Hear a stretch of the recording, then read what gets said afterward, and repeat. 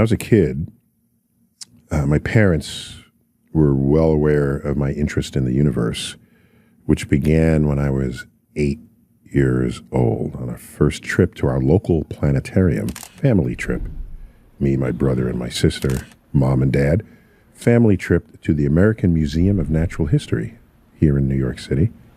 And we went running up and down, saw the dinosaur bones, but what was part of that trip was a visit to the Hayden Planetarium. And at age 9, I became starstruck, having seen the night sky as nature intends, not the night sky as revealed to me from the streets of New York. So upon noticing this birthed interest in the cosmos. My parents, neither of whom are scientists, they would frequent bookstores.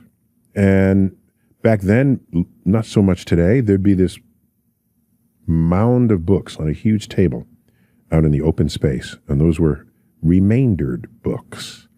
Books the publisher wasn't selling at the rate that they wanted. They need to make room in their warehouse. They shake the tree. All these books fall out. They're put on this table, deeply discounted. 99 cents, 50 cents, 25 cents. That was cheap even back then. And my parents, we didn't have much money. They would buy any book they found on the universe, on math, on physics.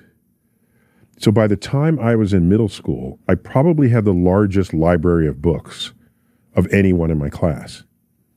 And these are books that took me places intellectually. Math books, physics books, astronomy books. And I just want to share a few of them with you, if I may.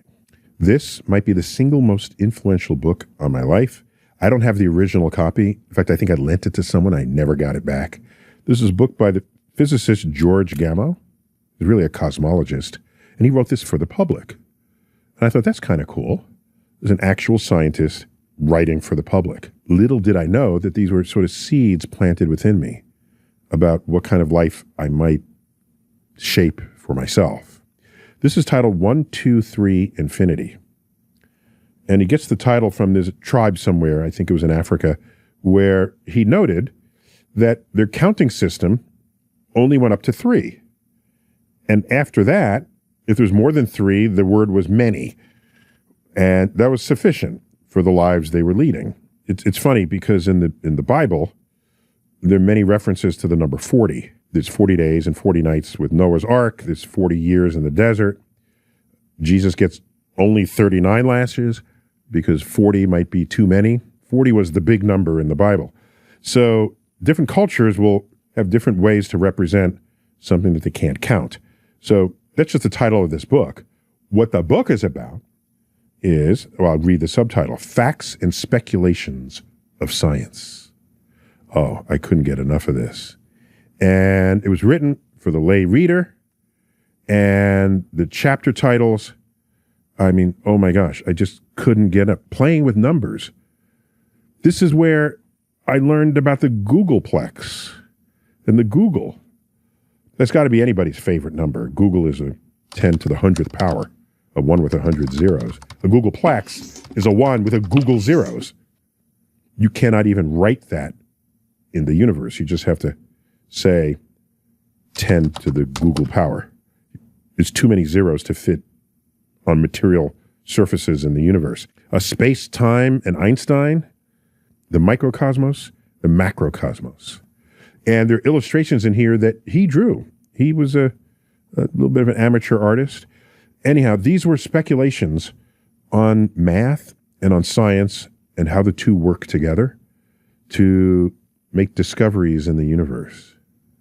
And it opened up an entire world of thought and curiosity for me.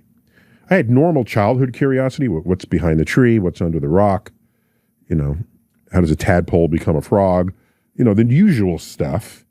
This took it to another level. And I embraced this clear through middle school in my library. This book, Stonehenge Decoded, paperback. This is the same book I've had for now 50 years. It's written by Gerald Hawkins. He's what would we call him? An anthropologist of sorts. He studied stone monuments, such as Stonehenge. That's what he does. But he was also an astronomer. So if you study Stonehenge and you're an anthropologist, you'll notice that the sun matches up with the heel stone on the solstice.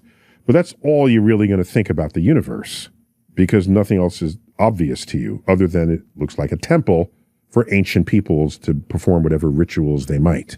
Hawkins comes to it as an astronomer and said, could there be more than just this alignment of the rising sun with the summer solstice? And indeed, he discovers all manner of other astronomical elements of this configuration of stones.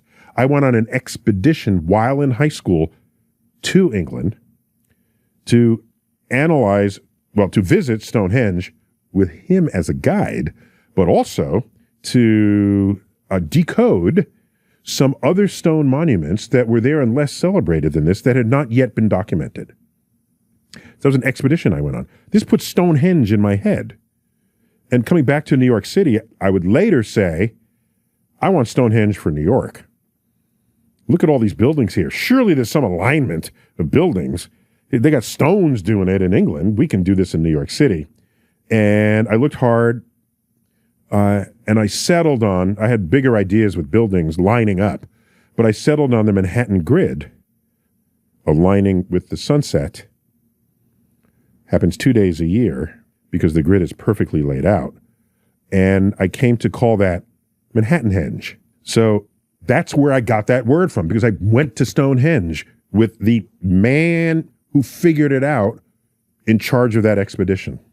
So that expedition seeded my thinking about what I would call this event, where the sun sets perfectly on the Manhattan grid. I would later learn and be flattered by the fact that Manhattanhenge, as a word, was lifted into the Oxford English Dictionary. So it's now an official part of our language. All began back then. Other things, I begin to notice that, whether it was 1973, December, a comet had been discovered that was on its way towards the sun. There was a big hoopla made of it because it was discovered very far out. And you discover a comet farther out than most other comets, chances are it's going to be really bright when it gets close. So it was hailed as the Christmas comet, and everybody was excited about it. And I was 15 at the time, had just turned 15. I was invited to give lectures because I knew, I'm 15, so I've been interested in the universe since I was 9. I had a big library, and I knew all about the comet. And so I was invited to, and I gave my first paid talk on the campus of City College of New York. And it was, I would have done it for free, and then they wrote me a check. And the check was for $50, which might as well have been infinite. Because first, it's 1973. I had just turned 15. I do something because I love it, and then they hand me $50. Okay? That was like, oh my gosh. What? Okay. So, back then I noticed that news of the comet had reached the public, but it wasn't quite visible in the sky yet. And I saw full-grown adults with these poster boards saying, these sandwich boards walking up and down the street, "Repent now, the comet is coming, the end of the world is near." And I said, what the This is a full-grown adult. I'm 15. What's going on here? What world am I entering that people would possibly be thinking this way about a natural cosmic phenomenon? And that worried me deeply as I ascended into a world where adults run things, they wield resources, they vote, okay, determine who's in charge of things. And so I took interest in this book, written by Martin Gardner, a longtime columnist for Scientific American, Fads and Fallacies in the Name of Science.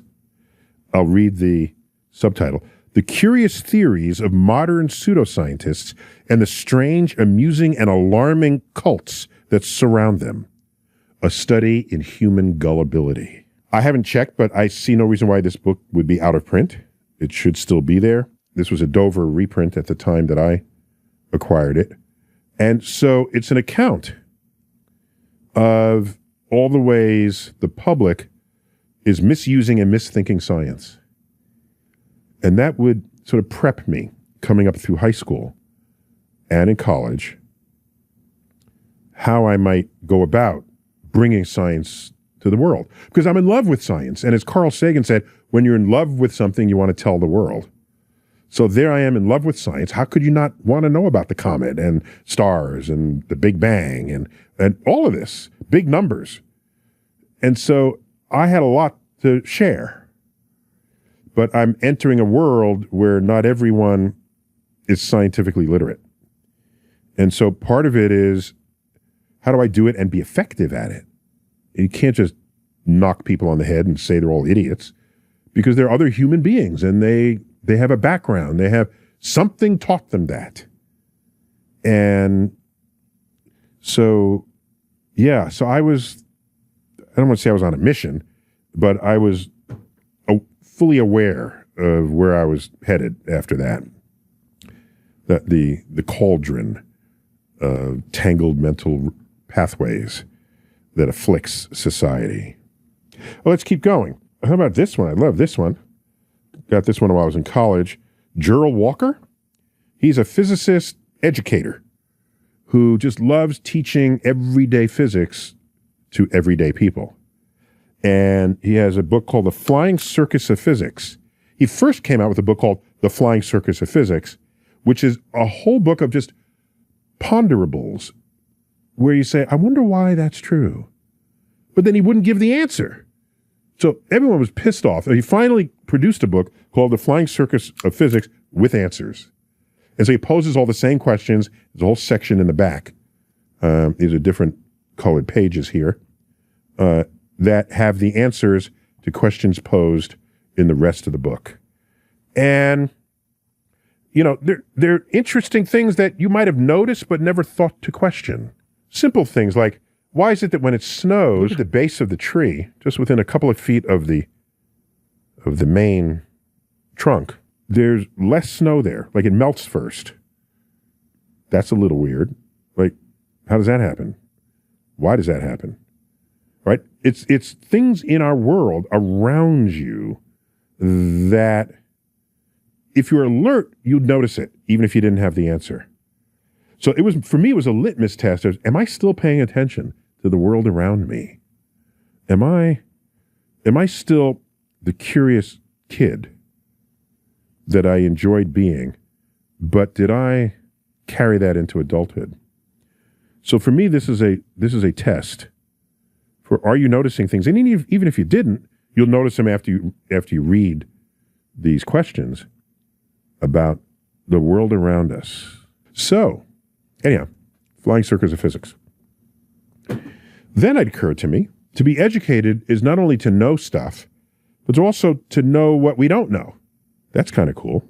This was a highly influential book on me, The Encyclopedia of Ignorance, edited by Ronald Duncan and Miranda Weston Smith.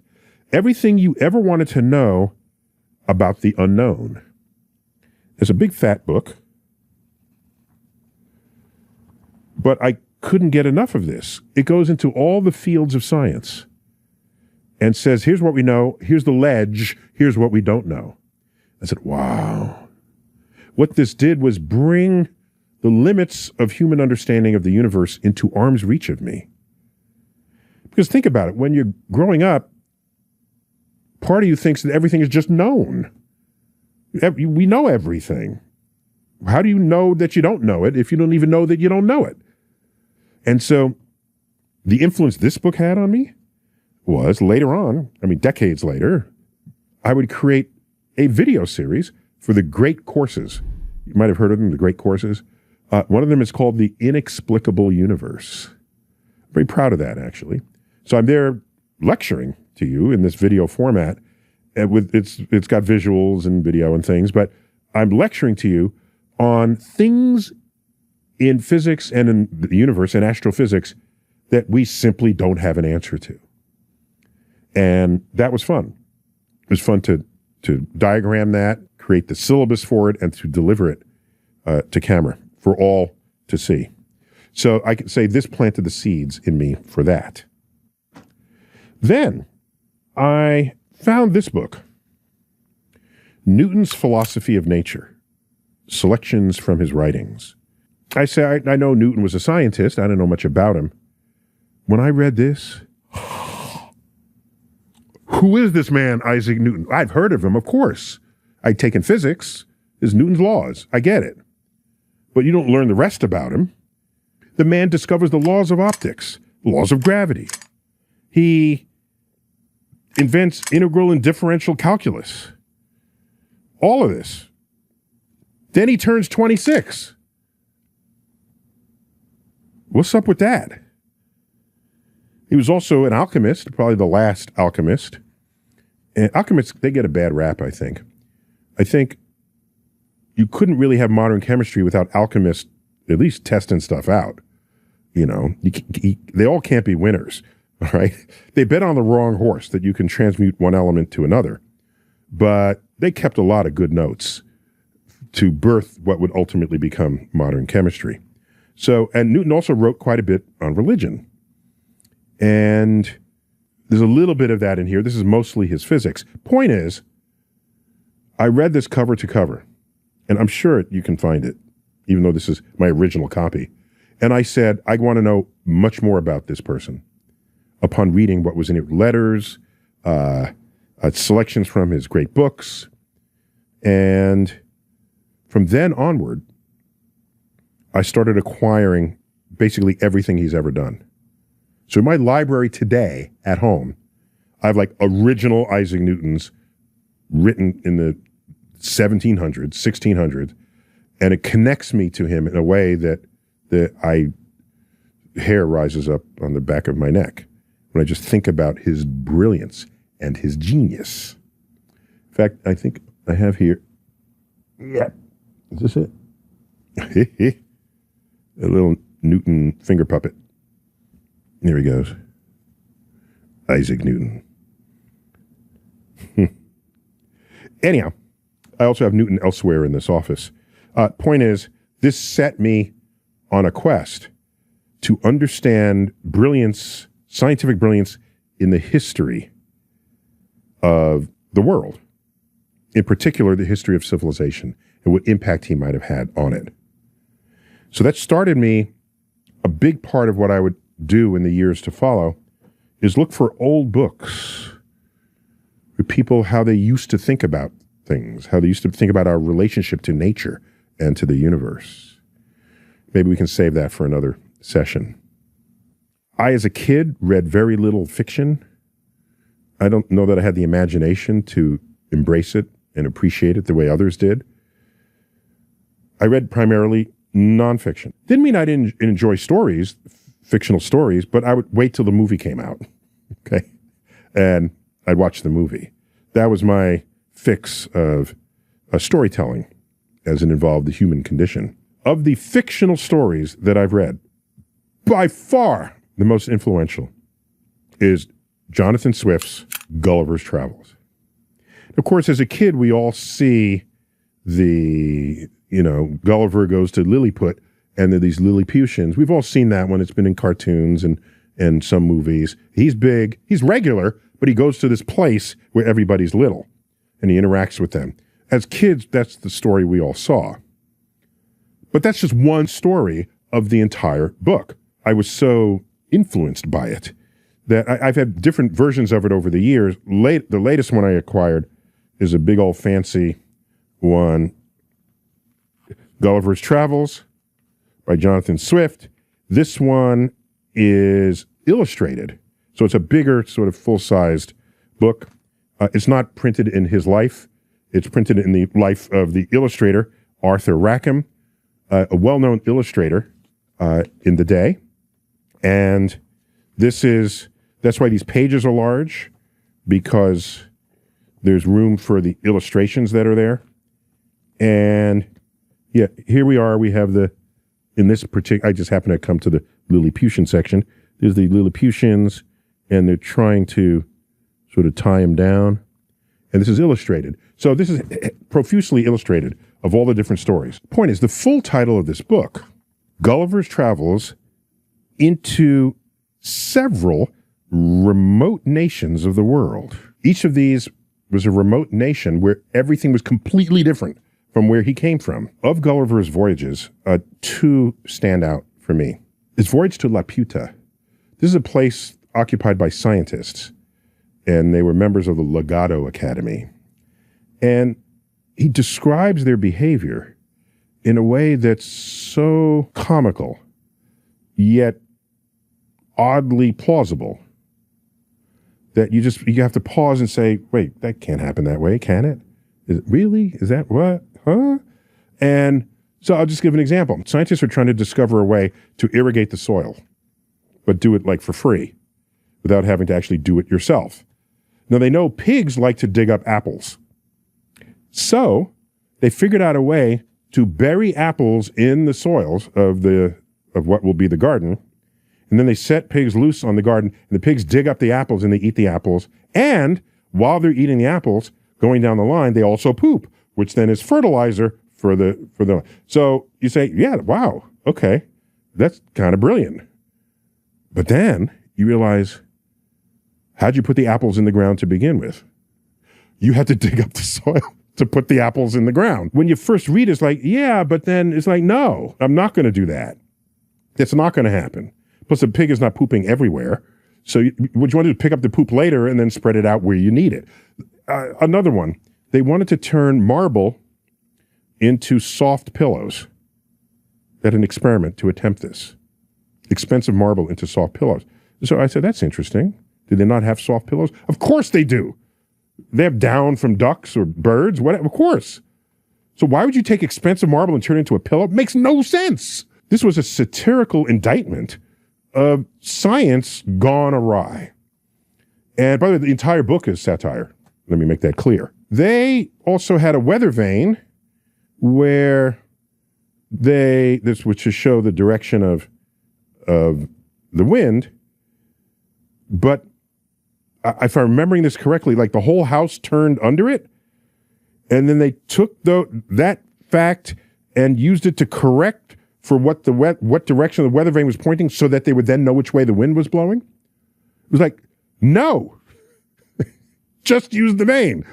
All right, and here's what's interesting: some of them had hypotheses about the planet Mars, and in this book, it declares that Mars has 2 moons.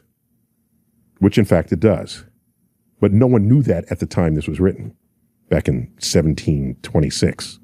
But the most influential voyage for me that Gulliver took was to the land of the Houyhnhnms. Houyhnhnms. Look it up. I'm not going to spell it here for you. It's got too many H's and Y's and N's and M's in it on purpose. He made up the word. The Houyhnhnms was a colony of rational horses. Every decision they made was rationally based. And I said, that's interesting. And so this is all written through first person, through the eyes of Gulliver. Gulliver's a human. They're these rational horses. Oh, by the way, on that same island were these ape-like creatures who were smelly and they did stupid things. They were called the Yahoos. That is the origin of the word Yahoo in any place you've ever seen it in your life. It is that story of Gulliver. The Yahoos. I don't know if it's still used this way. They say, don't be a Yahoo. They're referencing the description of Yahoos in Gulliver's Travels in the land of the Houyhnhnms. And I remembered reading this story, and as a kid, I just wanted to be one of the horses because there was something so pure, so simple, so unladen, unburdened by emotions. They could just think about the world and solve the problems as the world needed. I would only much later, maybe we can save it for another session, come to embrace and appreciate the full range of emotions that exist just by being human. That's another conversation we'll have. So I matured out of that, but I still greatly value what role that played in my early development. What I also did over these years, so this is basically 4th grade through college, fourth grade through college, I would occasionally stumble upon a book that was outside of my field. Here's one I especially enjoyed, The Throwing Madonna by William H. Calvin. And it's subtitled Essays on the Brain. And this intrigued me because it's not one theme running through the book. It's different themes about human behavior and our understanding of the brain as it relates to it. And so one of the essays in here is the title essay, The Throwing Madonna, and it was trying to account for why most people are right-handed. Well, that's interesting.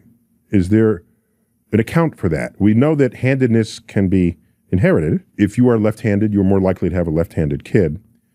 And so here's an observation I was invited to make by this book. Go into any art gallery, anywhere in the world, especially ones that come out of the Renaissance, where it was a thing to draw Madonna and child, and take a look. In almost every painting, Mary is holding baby Jesus in her left hand, in her left arm, and the right arm is free. So what's up with that? It's almost every painting. Okay. We later learned, since the Renaissance, that babies like the sound of a beating heart. It soothes them. And your heart is slightly louder on the left side of your chest than it is on the right side of the chest. So if you're holding your baby, the baby will be quieter held on the left side. And if whoever is modeling for the Virgin Mary is holding an actual baby and you need the baby to shut up during the session, you hold them in the left hand and the baby is likely to be quieter. That's interesting. Okay, so why is this genetically in our species? One of the most handedest things you can do is throw. Okay, no matter what else you do, if you throw with one hand or the other, that's your handedness. If you're hunting food and you're carrying a baby and you're left-handed, your baby's on the right side of your chest and you're throwing with your left hand and the baby's screaming because it's not soothed by your heartbeat. The baby's screaming, you can't get close enough to your prey to kill it with the stone or whatever it is you've fashioned out of the raw materials. And so you don't eat that day. You starve, you die. The women, by the way, the guys, it wouldn't matter. The guys will get whatever it is. But the women, you split the women. The women who are right-handed will hold the baby in their left hand. The baby's fast asleep. They get their prey. They live another day. So you're selecting right-handed women relative to left-handed women in the history of our species, and we emerge with this preference for right-handed. That's an essay here. I never followed up on it to see if others agreed with it, whatever. But to speculate in that way enchanted me. And it wasn't even in my field. It's another field. And the brain might be more immense than the universe itself. So that kept me going. Another book. Coming out of college, this was gifted to me ever since Darwin, Stephen Jay Gould. And it's the William Eileen Prize given to me here. And it's named after the person who got that prize the previous year. And it's given to the graduate, it's given by the house I was living in, okay? The dorm. There are 13 dorms on campus, and it's a dorm-based prize. And it's given to the person who showed the most independence of thought, right? So I never did what other people did while I was in college. I was kind of on my own. I had my own guide star, if you will. Anyhow, this is my first introduction to Stephen Jay Gould. These are essays of his on natural history. That's a field that's not my field. But the guy knows how to write and communicate. Later, I would end up writing a column for Natural History magazine called Universe that bookended his column for Natural History magazine called This View of Life, which is a direct quote from Darwin. Point is, this is a collection of his essays. So is this. Both of these are collections of essays. And it occurred to me, if you can't just sit down and write a book in one sitting, if you produced essays at timely intervals, because you're required to by the publication schedule of a magazine or a newspaper, then you build material that could then later be collected into a book. Noticing Gould's writing style, his access to the history of science, greatly influenced me. And I welcomed the opportunity to write this column for Natural History magazine. And it became the source of 4 books that I've written. One of them, the runaway bestseller, Astrophysics for People in a Hurry. Lastly, I was an athlete in high school and college. I couldn't resist sports science. Peter Brancazio was actually professor, I think, in Brooklyn College at the time, and physical laws and optimum performance. So I used to wrestle, used to row, a lot of technique in all sports, of course, but often technique is just how well have you mastered the physics of what's going on. And I greatly enjoyed this. It still has places where I identified spots that I cared about. So, realizing that science and physics especially applies to everything. And this was a way to jumpstart that awareness of mine, especially since I was active in sports. Lastly, many of you know this story.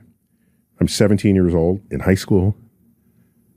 My application to college is dripping with the universe, and I apply, and I'm accepted at Cornell. And unknown to me, the admissions office, upon seeing my application dripping with the universe, handed it over to Carl and said, maybe you can write him a note, and maybe he'll come to Cornell, help him decide. I get a personal note from Carl Sagan to go visit him at Cornell. Okay. I showed it to my parents. This is real? Yeah, that's the same guy who was on The Tonight Show and wrote the books. Before he did Cosmos, by the way. And he said, yeah, let's do it. So I took a bus from New York City up to Ithaca.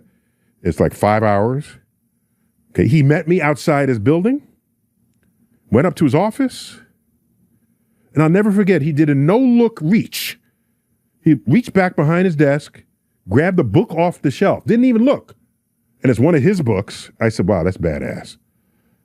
But signs it to me. Dear Neil, future astronomer, Carl Sagan, gives it to me. I still have that book, of course. But I got a tour of the lab at the end of the day. It started to snow. And I go back to the bus station. And he says, I'm worried about the snow. Here's my home number. If the bus can't get through, call me, spend the night with my family, leave tomorrow. I was like, who am I to even get this attention? Other than just a kid who's interested in the universe. And I remembered thinking in that moment, if I'm ever as remotely famous as Carl Sagan, I'm going to treat the next generation of students the way he treated me. And I'm only slightly exaggerating when I say I'm on the phone and it was a student outdoor. And I say, hello, yeah, can I talk to you? I say, Barack, I got to call you later. I got a student. I'm only slightly exaggerating there, but that's kind of what it's like. It's what I feel like. And now I've written 17 books. I reach behind me and I pull out a book. Every time I do that, I think of that moment in his office. And that book is right here. And now I think about it, I say, the dude only gave me a paperback. The Cosmic Connection, one of his books that had just come out in paperback, and The Extraterrestrial Perspective. And so this is, he was big with Searching for Life, and just right here for Neil Tyson, with all good wishes to a future astronomer. These are some of the books that influenced my life from 4th grade through college. Till next time, keep looking up.